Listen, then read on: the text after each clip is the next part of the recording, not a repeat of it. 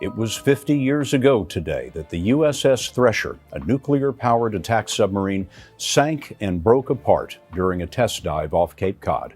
The USS Thresher, a U.S. Navy submarine, sank mysteriously in 1963. The Navy believes a failure of a water pipe joint set off a chain of events that caused the Thresher to lose power and sink, resulting in the loss of all 129 lives on board. For decades, the cause of the tragedy remained unclear. But now, new AI scans have revealed mind-blowing details no one expected. All 129 on board were killed, the deadliest submarine disaster in history. Join us as we uncover the details behind this mystery. The depths that swallowed the Thresher, the U.S. Thresher was more than a submarine. It was the pride of American naval power during the height of the Cold War. Built to outsmart and overpower the Soviet threat beneath the waves, it was a creation of unmatched speed, silence, and precision. The world beneath the ocean was becoming just as dangerous as the skies above, and Thresher was meant to rule it. The Portsmouth Naval Shipyard in New Hampshire marked a somber anniversary today. Designed to detect and destroy Soviet submarines before they could ever launch a nuclear attack, she stood as a symbol of America's determination to stay one step ahead. For more than a decade, engineers and scientists worked on this remarkable project. The result was a submarine that could outpace and outmaneuver anything that came before it. Launched in the year 1961 from the Portsmouth Naval Shipyard, Thresher was the future of underwater warfare. Her sleek, teardrop hull, modeled after the experimental USS Albacore, allowed her to slice through the water with extraordinary speed and grace. She could twist and turn effortlessly, making older submarines from the Second World War look slow and outdated by comparison. What truly set Thresher apart, however, was her strength. Built with powerful HY steel, her hull could withstand incredible underwater pressure. She could dive to depths of more than 1,300 feet, almost twice as deep as any American submarine before her, where most vessels would be crushed by the weight of the sea. This strength gave her the advantage of stealth, letting her operate in zones where enemies could never follow. Inside her nose was one of the most advanced sonar systems ever created, the BQQ-2 sonar. It was capable of picking up sounds from miles away, detecting even the faintest hum of an enemy's propeller. This system allowed Thresher to find threats long before they could get close. Her arsenal made her even more formidable. With 4 torpedo tubes, she could launch a range of deadly weapons: standard torpedoes, nuclear-tipped arms, and the revolutionary subrock missile. This missile was unlike any other. It could shoot up to the ocean's surface, travel through the air, and then dive back into the sea to destroy its target with terrifying accuracy. During this tense era, the world stood on edge. The Cold War had made every nation cautious and afraid. The Cuban Missile Crisis had already revealed just how close the world had come to total nuclear destruction. Soviet submarines carrying deadly missiles roamed the oceans, each capable of turning entire cities into ashes. The United States knew it needed to act fast. The Navy could not afford a single weakness. Submarines like Thresher were essential to America's defense, a shield beneath the water that could protect the nation from surprise attack. Every day that passed without such vessels in service gave Soviet submarines a chance to move closer to American shores. By the beginning of 1963, the USS Thresher had already gone through her first tests with great success. The results were so impressive that the Navy was ready to commission her fully. Admirals and commanders praised her design, calling her the most advanced underwater weapon ever built. She represented the future of submarine warfare, and plans were already underway to create more vessels modeled after her. The Navy believed so strongly in her potential that it approved the construction of 14 more submarines of the same class, along with 11 additional vessels that carried similar traits. It was the first time since the Second World War that America had found a submarine design worthy of a large-scale production. Before joining the fleet, however, Thresher needed to pass one last test, a final set of deep-sea trials after a 9-month overhaul at Portsmouth. These trials were meant to prove her strength at maximum depth, ensuring she could handle the intense pressures of the deep ocean where future battles might take place. On board were 129 people, Navy officers, skilled submariners, civilian engineers, and shipyard workers. The civilians had helped build her, and they knew every part of her structure, every bolt, and every system. Their task was to make sure everything worked perfectly under the crushing force of the ocean. For many, this mission seemed routine. It was supposed to be another step toward confirming that the Thresher was ready for active duty. The mood aboard was calm, filled with quiet confidence in the submarine's capabilities. But as dawn broke on April 9th, 1963, the sea would reveal a different fate. The test began as planned, with Thresher descending into the depths for her final check. Nobody aboard could have imagined that this mission would end in disaster. Somewhere beneath the waves, the submarine began to experience trouble. What happened next remains one of the greatest mysteries in naval history. Moments later, the Thresher vanished. She never resurfaced. Every soul on board was lost to the deep. It was the darkest day in the history of the U.S. submarine fleet, the most tragic loss of life ever recorded in an American submarine accident. After the tragedy, the Navy was left in shock. The Thresher had been more than a vessel. It was a symbol of progress, a promise of safety, and a beacon of technological achievement. The loss forced naval leaders to reconsider everything they thought they knew about submarine design and safety. Official reports followed, but many details remained hidden from the public. What truly happened in those final moments stayed buried for decades, covered by secrecy and incomplete explanations. Following naval tradition, the entire class of submarines had been named after the Thresher, as she was the first of her kind. But after her loss, her name was struck from the Naval Vessel Register on the 10th of April, 1963, and the class was renamed after the second submarine in the line, the USS Permit. Yet in the hearts of sailors and the pages of naval history, Thresher's name was never erased. But what led to the downfall of the Thresher? The sinking of the Thresher. On the morning of April 9th, 1963, the USS Thresher prepared to set out from Kittery, Maine. Under the command of Lieutenant Commander John Wesley Harvey, she began what was supposed to be a routine test after months of maintenance and upgrades. The powerful submarine glided away from the coast at 8 o'clock, bound for deep waters east of Cape Cod, Massachusetts. By 11 that morning, she met with the submarine rescue ship Skylark, which would remain nearby as a safety companion during the Thresher's trials. The plan was simple: test her systems, check her strength, and prove she was ready for full service once again. That afternoon, the Thresher began her first dive, slowly sinking into the ocean to perform a trim test, a way to make sure her balance and buoyancy were perfect. After surfacing without issue, she began her second dive, descending to about half her test depth, which was roughly 1,300 feet.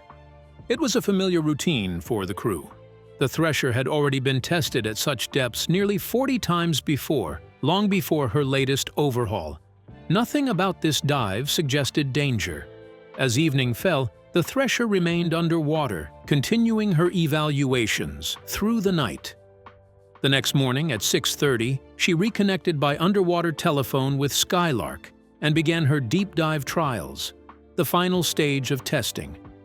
Following Navy procedure, she went deeper in slow, careful steps.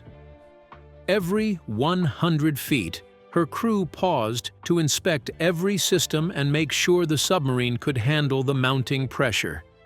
Above them, Skylark stayed close, tracking her position and keeping communication open.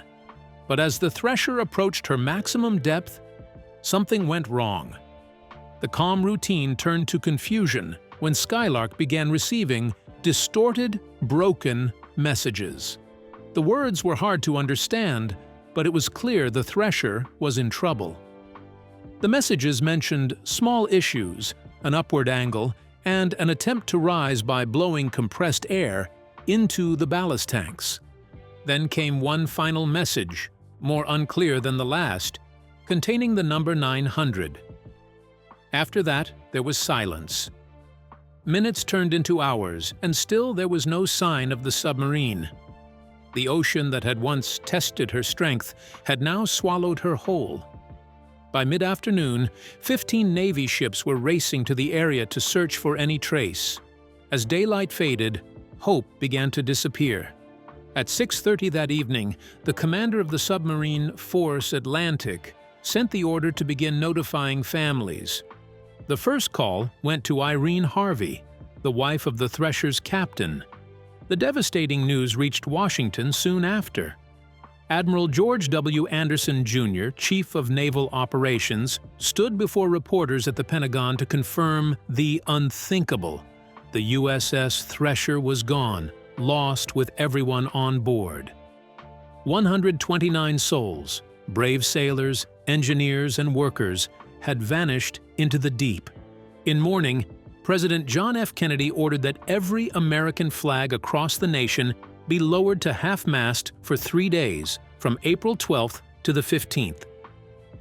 The tribute was simple yet solemn, honoring the lives that ended beneath the cold Atlantic waters. The Thresher, once the most advanced submarine of her time, had met a fate no one expected. Her final dive became a haunting reminder of the risks faced by those who serve beneath the sea, where one small error or failure can turn triumph into tragedy. However, this wasn't where the mystery ended. The search for the Thresher would later uncover something truly shocking. The search for Thresher's final resting place. By the morning of April 11, 1963, hope was fading. The USS Thresher had vanished beneath the ocean, and no one knew what had gone wrong. Two submarines, the USS Seawolf and the USS Sea Owl, were quickly ordered to join the desperate search. They moved toward the last known position of the Thresher, scanning the deep waters east of Cape Cod. The United States Navy began what would become one of the largest undersea search operations in history, determined to find any trace of the missing submarine and the 129 souls aboard her. Surface ships spread across the ocean while scientists from the Naval Research Laboratory joined the mission. The small research vessel Rockville, equipped with a powerful trainable sonar system, left port on April 12th to begin scanning the depths. Other ships soon followed, carrying special underwater cameras designed to capture images far below the surface. Vessels such as Allegheny, Mission Capistrano, and Prevail focused their efforts on a 10 nautical mile square area, listening for echoes that might lead them to wreckage. Atlantis II, Robert D. Conrad, and James M. Gillis later joined the effort, investigating signals picked up by sonar. Before long, the deep-towed camera system from the Naval Research Laboratory was deployed aboard the James M. Gillis. This equipment finally captured images of scattered metal pieces resting on the ocean floor, debris that was later confirmed to be from the lost Thresher. Still, the full extent of the wreck remained hidden far below. To go even deeper, the Navy turned to the Trieste, a remarkable deep-diving bathyscaphe that had already reached the deepest point of the ocean, the Mariana Trench. On April 11th, Trieste was ordered to leave San Diego and head for Boston to join the search. It arrived weeks later and conducted 2 separate dive missions into the debris field. The first took place between June 24th and June 30th, and the second from late August to early September. But conditions were harsh. The James M. Gillis, which was helping handle the heavy search equipment, was not built to manage such operations safely. After a series of difficulties, the search had to be paused in September. These challenges revealed an important truth. The Navy needed stronger ships capable of handling heavy underwater search tools in rough seas. The small research vessels, known as Auxiliary General Oceanographic Research Ships, were too limited. In response, the Navy began looking for a new ship large enough to manage deep-sea operations. By the end of 1963, they had chosen a vessel called Mizar, designed to carry specialized underwater equipment safely within a sheltered space in its center. In the following year, the search resumed with renewed energy. The team now included Mizar, the salvage ship Hoist, and Trieste II, a new and improved version of the original bathyscaphe. Built partly from Trieste's original components, Trieste II was finished in early 1964 and transported aboard USNS Private Francis X. McGraw to Boston. Mizar was equipped with advanced underwater tracking gear called UTE, which allowed operators to follow the position of its towed devices precisely. Before sailing, the ship was fitted with powerful proton magnetometers supplied by a California company. These instruments were designed to detect metal buried deep below the seafloor, and they were paired with underwater video cameras to capture footage. Mizar left port on June 25th and, within only 2 days, achieved what months of searching had failed to do. It located the Thresher. Her remains lay 8,400 feet beneath the surface, torn apart into 5 major pieces. The wreckage was spread across more than 30 acres of ocean floor, scattered like fragments of a broken dream. Among the debris were large sections of the submarine, the sail, the sonar dome, the bow, the operations and engineering spaces, and the stern planes. By July 22nd, the team had photographed most of the debris. In early August, the task force returned to the site with Trieste II to begin direct exploration of the wreck. The first 2 dives failed to locate the submarine, but on the 3rd attempt, with the help of the tracking system, Trieste II finally descended onto the wreck itself. At first, the crew did not realize it. They were resting directly on top of what remained of the Thresher. Commanding the submersible was Lieutenant John B. Mooney, Jr., with co-pilot Lieutenant John H. Howland and Captain Frank Andrews. Their mission led to the recovery of several pieces of wreckage later that September, confirming the submarine's final resting place. Years later, in July of 2021, the United States Navy released previously classified details from the Seawolf's logs during the early search. The submarine had picked up faint signals, metallic noises, low-frequency sounds, and what seemed like banging beneath the sea. At first, some believed they might be distress signals from the Thresher, but after search commanders ordered all active sonar to be silenced to avoid confusion, those sounds faded away. Later reviews confirmed that none of the signals matched anything that could have been made by human hands. The ocean had claimed the Thresher completely. What remained on the seafloor told the story of a vessel once considered the pride of the Navy, now resting in silence, its secrets buried forever in the cold, dark depths. However, this wasn't just an ordinary tragedy. There was a clue that everyone overlooked. But how could this change everything we thought we knew about the accident? The hidden truth beneath the waves. Lieutenant Bruce Rule never intended to uncover one of the Navy's greatest secrets. In the early 1960s, he was just a young officer stationed at the Sound Evaluation Center in Norfolk, Virginia.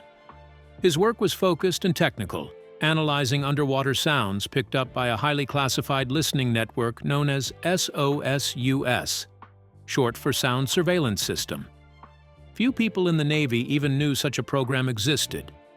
It was America's silent guardian, a vast chain of underwater microphones stretched across the ocean floor, created to detect Soviet submarines during the tense years of the Cold War. On the morning of April 10, 1963, when the submarine USS Thresher vanished during deep-sea trials, SOSUS was quietly recording every sound beneath the waves. One of its key listening arrays, codenamed Fox, extended all the way to Nova Scotia in Canada. There, powerful hydrophones picked up the faint yet distinct noises from Thresher's final descent. The data was printed onto long paper charts, each showing detailed patterns of sound through time and frequency. For trained analysts like Rule, these recordings were clues, each line and shape a fingerprint of what had truly happened far below the surface. As Rule studied the acoustic traces, he noticed something extraordinary. At first, the submarine's main coolant pumps were running as expected. Then, gradually, they began to falter. Moments later, they failed completely. But there was one crucial detail missing. There were no signs of heavy flooding or violent bursts that would have come from seawater crashing through ruptured pipes. This absence was striking. It told Rule that the cause of the disaster might not be what everyone assumed. When he presented his findings to the Naval Court of Inquiry, Rule believed he was helping solve a mystery. But instead of curiosity, he met resistance. The court members were hesitant to trust data from SOSUS. The system was still secret, its technology unfamiliar to many high-ranking officers. They preferred to base their conclusions on radio reports from the nearby ship Skylark and on physical debris retrieved from the ocean floor. To them, Rule's acoustic evidence seemed uncertain, even inconvenient. During the hearings, he was urged to adjust his conclusions so they would match the official theory, that a pipe joint failure had caused massive flooding, which then led to electrical failure and loss of power. But Rule refused to change what he knew was true. To him, the evidence was clear. Something else had caused the Thresher's destruction, and the Navy was unwilling to admit it. For decades, the official version remained unchallenged. Reports, documentaries, and even textbooks repeated the same explanation, that a mechanical flaw had allowed flooding, leading to a total loss of power and control. The true story, buried deep within classified files, was forgotten by nearly everyone except Bruce Rule. Over the years, he became one of the Navy's most respected acoustic experts, serving for more than 40 years and analyzing countless submarine sounds. Inside intelligence circles, his skill was unmatched. Yet one belief never left him. The story of the Thresher had not been told honestly. It took half a century for Rule to finally reveal what he had known all along. After decades of silence, he released his account of what the SOSUS recordings had truly captured that tragic day. His words shed new light on the mystery, suggesting that the truth about Thresher's final moments was far more complex and far more hidden than anyone had ever dared to admit. Now let's take a look at the truth behind Thresher's final moments. The truth that sank with the Thresher. By the year 2013, Bruce Rule had reached a point of no return. After decades of study, he became convinced that the Navy's long-standing account of the USS Thresher's loss was deeply flawed. It had been 50 years since 129 souls vanished beneath the Atlantic, and Rule believed their families deserved the truth at last. On April 8th, exactly half a century after the official inquiry began, he released his findings in the Navy Times, determined to rewrite history with evidence hidden for decades. His research went far beyond anything the first investigation had attempted. Drawing from secret underwater recordings once locked away from public view, Rule pieced together the submarine's final moments like fragments of a puzzle. The ocean itself had preserved the sounds of the tragedy, and those echoes told a very different story from what the world had been told. At about 8:45 that April morning, in 1963, the underwater sensors detected Thresher's coolant pumps working perfectly as the vessel descended to 1,000 feet. These pumps kept the reactor safe by controlling its temperature, the very heart of the submarine's power.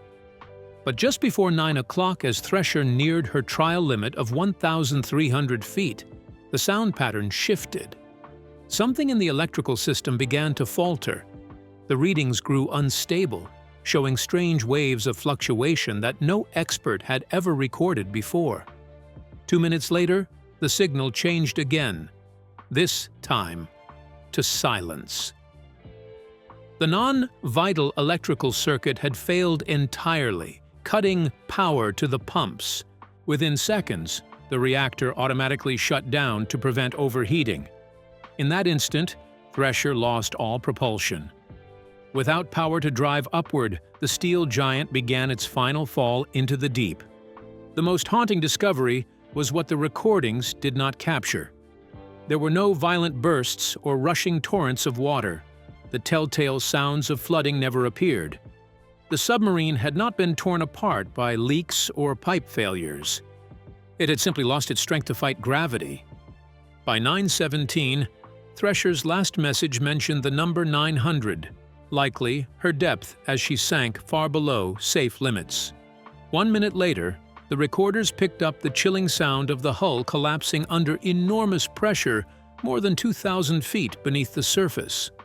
Bruce Rule's analysis shattered decades of belief. The Thresher's fate had not been sealed by flooding, as official reports had long claimed, but by an electrical breakdown that stole her power and left her helpless in the dark. After 50 years, the ocean's whispers finally told the truth. But will they let this truth reach the public, or try to hide it once again? Secrets beneath the waves. Bruce Rule's shocking discovery left a dark cloud hanging over the Navy. One question refused to fade. If the recordings clearly told a different story, why had they been ignored for 50 years? The answer lay in a mix of secrecy, pride, and politics. In 1963, SOSUS was among the most protected military secrets in the United States. The network of underwater microphones was the country's silent guardian, built to track Soviet submarines during the Cold War. Exposing its full capabilities would have been a national security risk, and so silence became policy. The Naval Court of Inquiry had access to the SOSUS data, but its sessions were closed to the public. The acoustic evidence that might have rewritten the Thresher story never reached Congress or the families waiting for answers. Even worse, Bruce Rule's voice was buried too. As a young lieutenant, he had presented his findings to the court with confidence, only to face hostility. Senior officers pushed back fiercely, demanding that he change his conclusions. They wanted the story of flooding, not of electrical failure. The young analyst stood his ground, but the cost was silence. His work was locked away. There were deeper reasons behind that silence. If Thresher's power system had truly failed, it would have raised questions about Admiral Hyman Rickover's prized nuclear designs. Rickover was one of the most influential men in the Navy, and any suggestion that his reactors might be flawed could have triggered political chaos. To avoid this, the final report used vague wording, stating that the coolant pumps had slowed or stopped, rather than confirming a complete electrical loss. That single choice of words allowed the Navy to protect its reputation and keep the story of flooding alive. For decades, the truth remained hidden under the weight of classified files. Those who knew the truth were bound by secrecy, unable to speak. The Navy's new safety program, designed after Thresher's loss, focused on preventing floods, not electrical breakdowns. The very failure Rule believed had doomed the submarine. If he was right, then the same hidden danger still existed in other vessels. By 2013, Bruce Rule was no longer willing to stay silent. As a retired expert with unmatched experience in underwater acoustics, he believed the truth had to be revealed before it vanished forever.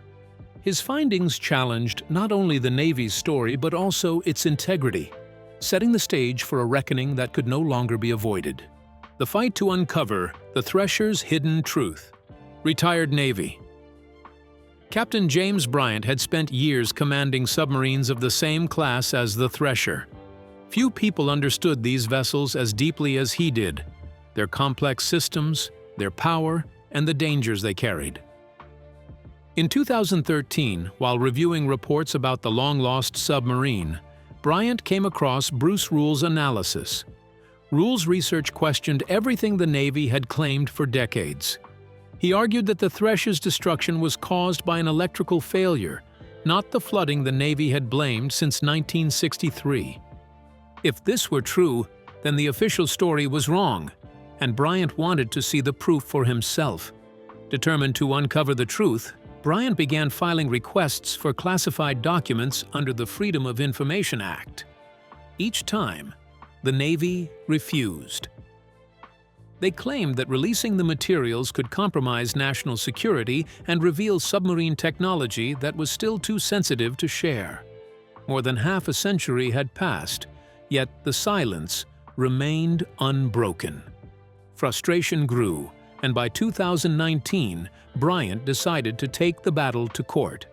He filed a federal lawsuit demanding access to over 3,600 pages of investigation files, records that included technical data and witness testimonies that might confirm Rule's findings. The Navy fought hard to keep the files hidden, arguing that the information was still too dangerous to release. But Bryant wasn't alone. Families of the men who had gone down with the Thresher joined his fight. Among them were Joy McMillan and her brother, Tim Nunez, whose father, Walter, had perished in the disaster. Their mother had passed away without ever learning the truth about what truly happened beneath the Atlantic. The families had waited long enough. In February 2020, U.S. District Judge Trevor McFadden ruled in Bryant's favor. He ordered the Navy to begin releasing the long-hidden files, stating that the public had a right to know. For the first time, the Navy was forced to open its vault of secrets. By September, the first 300 pages were made public, containing long-suppressed testimony and technical details. Officials downplayed their importance, but the documents told a different story. They showed that alternative explanations, including electrical failure, had been considered in 1963, but deliberately set aside. Then came the most haunting discovery: records from the submarine USS Seawolf, which had joined the search the day after the Thresher vanished, revealed that its crew heard strange underwater sounds. Believing these could be signals from survivors, they tried to make contact, sending out coded messages into the depths. Yet, according to official data, Thresher had already been destroyed the previous morning. Could anyone have survived the implosion? Some experts insisted survival was impossible at such a depth, but others were not so sure. The newly released evidence also supported Bruce Rule's theory that a sudden electrical failure, not flooding, sealed the Thresher's fate. The submarine had lost power completely at its greatest depth, unable to rise. This finding shook the foundations of the Navy's decades-old account. For years, the true cause had been hidden beneath layers of secrecy and politics. Now, after 60 years, the families of the 129 lost souls were finally beginning to glimpse the truth, a truth that was never meant to surface. If you enjoyed this video, like and subscribe, and also click the next video shown on your screen.